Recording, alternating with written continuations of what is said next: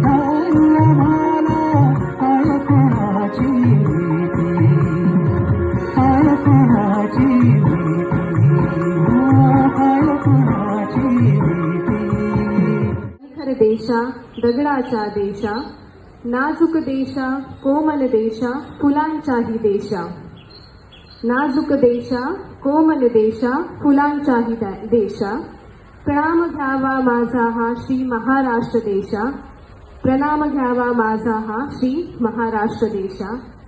And with these words, I would like to request Sarika Miss to give away the vote of.